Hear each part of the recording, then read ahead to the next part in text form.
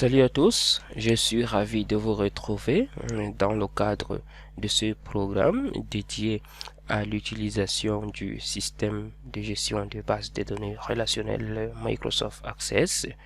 Alors, nous entendons beaucoup dire comme quoi je gère ma base de données avec Excel, j'effectue mes opérations avec Excel, je travaille avec Excel, j'effectue ma comptabilité avec Excel. Alors, à ce jour, Excel n'est pas un système de gestion de bases de données. Excel n'est pas fait pour la gestion des bases de données.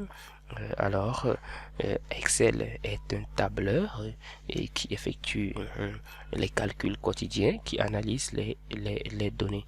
Alors, nous pouvons dire que les gens confondent entre Excel et Microsoft Access, disant que les deux logiciels ont les mêmes travaux, ont les mêmes fonctionnalités, sont conçus pour le même but.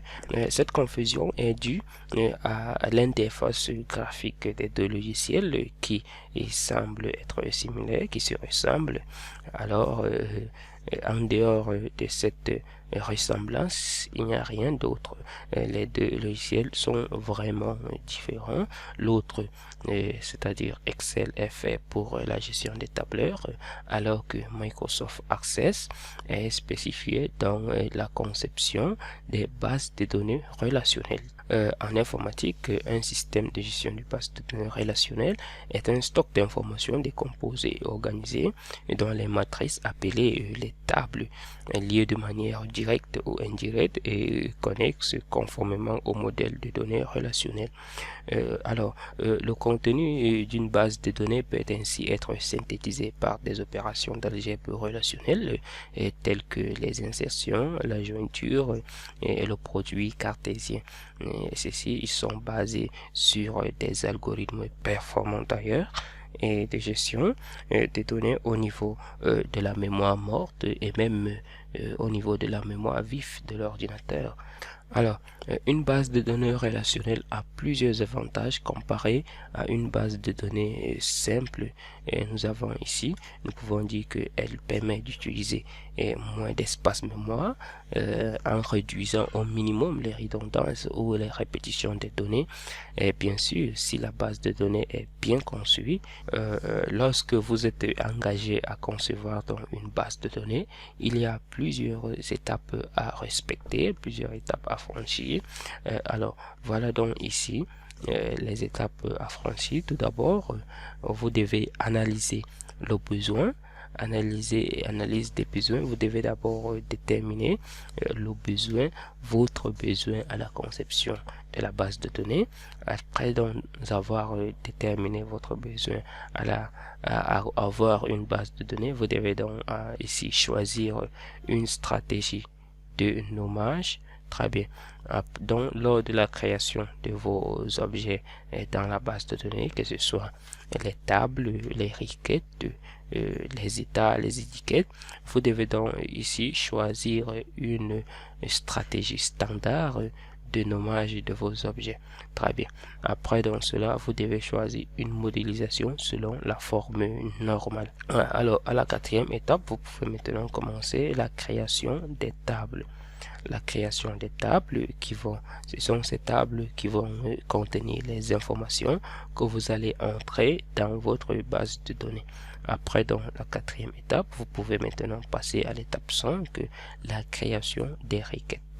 Les requêtes, nous avons les requêtes de sélection, les requêtes d'ajout, les requêtes de suppression, de création des tables et de mise à jour, ainsi de suite. Alors, après, dans la création des requêtes, vous pouvez maintenant créer les formulaires, création et designer les formulaires. Ce sont les formulaires qui seront utilisés pour afficher les informations dans les tables et ainsi que de renseigner les informations, c'est-à-dire c'est une façon très facile de créer des fenêtres d'assistance vous permettant d'enregistrer avec beaucoup de facilité les informations dans vos table. Très bien.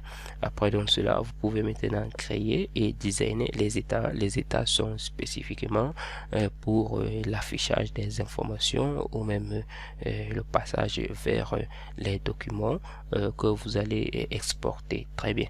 Alors ici, vous pouvez passer donc à l'étape 8, vous permettant d'analyser et d'optimiser la base de données à travers une fonctionnalité dans Access qui permettra de vérifier de façon optimale le modèle de vos bases de données, c'est-à-dire la façon dont vous avez construit votre base de données. Très bien. Après donc cela, nous passons à la compression de la base de données. Ensuite, le bêta testing. Le bêta testing de la base de données permet, c'est-à-dire pendant une période de données, d'utiliser la base de données tout en vérifiant si exactement la base de données répond aux besoins identifiés au préalable. Et une fois cela fini, que nous sommes maintenant rassurés de la capacité de la base de données à répondre à nos besoins, nous pouvons maintenant crypter la base de données pour que celle-ci ne soit accessible qu'aux autorisés, à ceux qui ont un identifiant et un mot de passe. Très bien. Alors, il existe plusieurs types de bases de données. Les bases de données réseau. Dans la base de données réseau, les tables, il y a certaines tables qui sont c'est-à-dire rattachées à une table principale. Très bien. Nous avons ici les bases de données hiérarchiques. Ici, les tables sont hiérarchiques et classées par niveau. Nous avons les tables de niveau 1, de niveau 2, de niveau 3, ainsi de suite. Très bien. Nous avons les bases de données orientées objets. Très bien. Ici, donc, il s'agit d'une base de données permettant de stocker les objets. Alors, les requêtes vont s'effectuer uniquement sur les objets, permettant donc de ressortir les informations de chaque objet indépendamment des autres. Très bien. Ici donc nous avons les bases de données réparties. Base de données réparties ici, c'est une panoplie de bases de données, c'est-à-dire c'est une base de données regroupant plusieurs autres bases de données et qui sont en quelque sorte reliées plus ou moins. Très bien. Et ici, enfin, nous avons les bases de données relationnelles qui, bien sûr, fera l'objet de ce cours.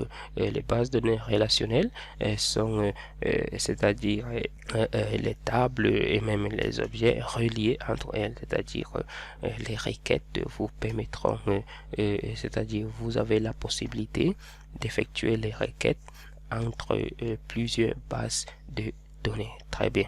Sur ce, je vous retrouve à la prochaine leçon pour le cas pratique de création d'une base de données.